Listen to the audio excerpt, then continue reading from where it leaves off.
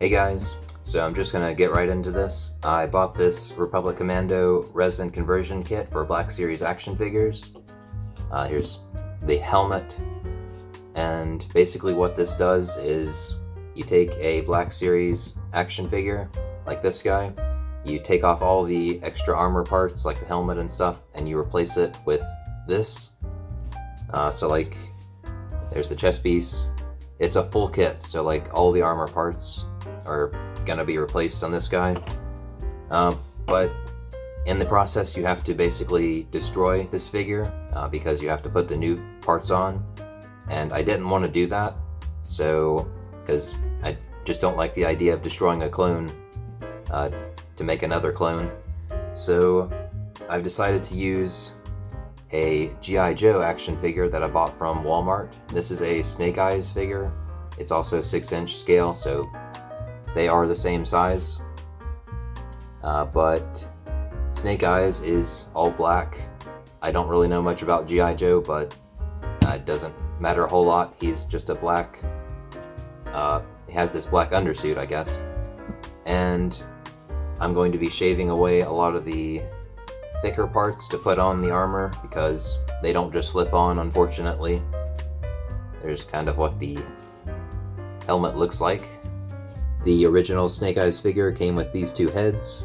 I really like this one, the live action human head. It is from the movie Snake Eyes, which I never saw, but I think I'm going to use this head on like future figures, maybe Elite Squad Trooper from the Bad Batch, since they're not clones. I could just put this head on. I think it would fit really well. I purchased this kit from John Walker Customs. Here's his card if you're interested. I'll link his website in the description. So here's the Republic Commando shin armor. I wanted to get it to the point where I can just slip it on.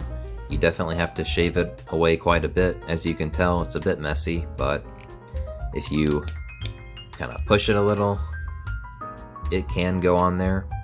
I'm probably gonna shave it away a little bit more, but it's in the right direction, I guess. If the leg joints are too tough, like they don't want to pop off, you can heat up some hot water and just let this figure sit in the hot water for a while, and the parts should just snap right off. But yeah, as I'll do a comparison, the original, you can pretty easily tell that the original leg is just way too thick. I had to shave down quite a bit on this one, but it will work, I think, in the end. The biggest challenge in this custom is going to be fitting the armor parts onto the base figure. So like, here's the chest, and fitting it onto the figure's chest is going to require some shaving away on the base figure, because like, he's built kind of like a superhero, so he's very muscular, and it's just a little too big to fit into the armor. So I'm probably gonna have to shave away some areas on the back down here, and probably on the chest, probably up here as well. Here's a quick overview of everything that comes in this kit. You've got the shins, the knees, thighs, cod and ab armor combined together, the butt armor, the chest, helmet, shoulders, biceps, elbows, gauntlets, and hand plates for the base armor. Then you've got the backpack, the Commando DC-17M rifle, and then the little pistol, which is from the video game Republic Commando, so it's not from Battlefront. And then these are just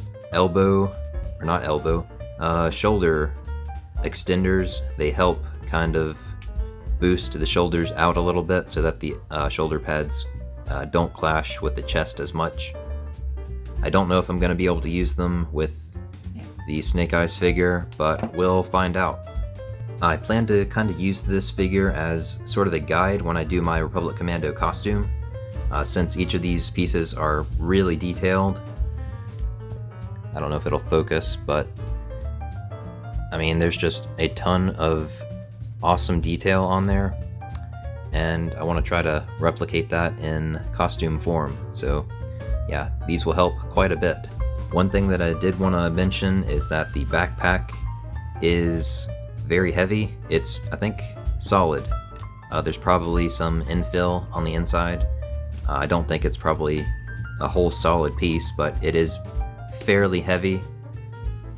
So it's just something to consider. It's probably going to make the figure back heavy, since everything else is very light. One of the things that I really like about this Snake Eyes figure is that he has 2 trigger finger hands, so you can actually hold both of the guns at the same time. Most of the Black Series figures have 1 trigger finger hand and then a holding hand where the finger is connected to the rest of the hand, but these are pretty cool. Here's what the hands look like when holding the blasters. They look pretty good, although it's not a perfect fit. I think just on the bottom there I may have to shave away a little bit, but it's a pretty minor difference. Here's the pistol. I think he holds the pistol a little better, but it should work. For this video, I think I'm just gonna focus on the leg and just give my thoughts on it, since this is my first time working with a Snake Eyes G.I. Joe figure. I'm still trying to figure out how I'm gonna put the armor parts on. I figured out a way to put the shin on and the knee. I actually really like this sculpted in detail on the knee. I think I'm gonna keep that because it helps boost the clone knee pad off from the leg a little bit, and I think that just makes it look better.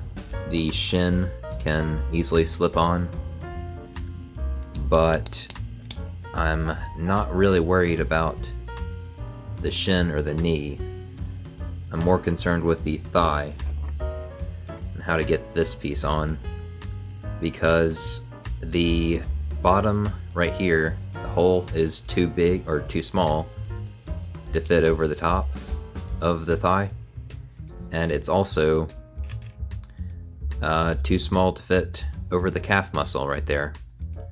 So if I slip it on like that, it just won't go on because it gets stuck. So I can't decide if I need to just slice it in half right there and then stick it in and then just glue it back together in the middle.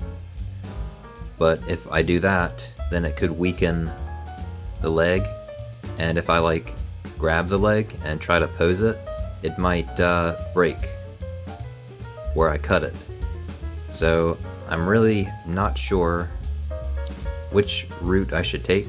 Maybe I'll just sand down the knee pad, slip it up from the bottom, but I'll be sure to let you know.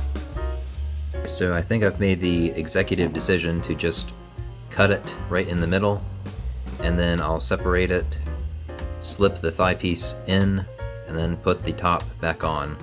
I think that's my only real option without destroying too much else on the leg, because you only want to take off what's necessary, and I want to leave the knee pad there, and I don't want to mess with the hip joint up here. So I'm probably just gonna cut it right down the middle. I think I'm going to try cutting it at a V groove so that it will have a channel for it to fit back into, not just cut it flat, because if you do that, then it could more easily break if you pose it. So, okay, so it took me a second to figure out an angle to cut it at, but what I ended up doing was putting it down and then just putting my hand, both hands, on the handle, and then pushing down, if that makes any sense. I need both hands on the handle because one just isn't enough. This plastic is a little thick. So what I'm doing to illustrate is cutting at an angle, not just cutting flat, because if I cut flat, then it'll just be a weaker connection and will be more prone to breaking, I think. So you can see this is what I was talking about. It creates a V-shaped groove for the leg to go in, and when I grab the leg on the finished figure to pose it, and I twist it or something, it won't be as likely to slide around with this groove in it. Okay, yeah, it's still a little too big for the thigh to fit over, so I'm just gonna have to shave it down a little bit, but we're almost there. Okay, so I'm back after shaving a ton of material off of the thigh piece that we cut. I didn't have to shave any off the top, but yeah, that's what it's looking like now. I had to shave almost everything off, but fortunately I did get it to the point where the thigh can now slip on, and the top of the thigh can just fit right in there. And you can tell that it's important to have the bottom and the top parts of the thighs touching, and I can tell they're touching because I can just barely feel the shifting in the thigh armor. So that's good. It's right where I want it, basically. And I'll just try everything on. Might as well.